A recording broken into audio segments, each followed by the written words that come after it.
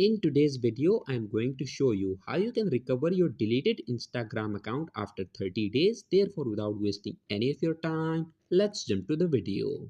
So if you have deleted your Instagram account and 30 days have passed, then it means that Instagram account is now permanently deleted. So in order to recover that sort of deleted Instagram account, you need to open your internet browser and in the search bar, you need to type instagram.com/support. Click on search.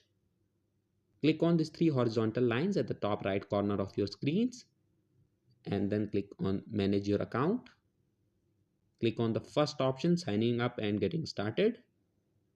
Scroll down and below this was this helpful tab, select no and click on other. Now in this box you need to briefly state the issue that you are facing. I would suggest that you just copy paste whatever I'm writing here. I'll also put this paragraph in the description below so you guys can just copy paste it from there. At the end of the paragraph, do not forget to mention your Instagram account username and the email address that was linked with your deleted Instagram account. Once you have stated down your issue, click on the submit option. And once you click on submit, within the next 24 hours, your deleted Instagram account will be recovered. So that was it for this video and I'll see you guys in the next one. Peace out.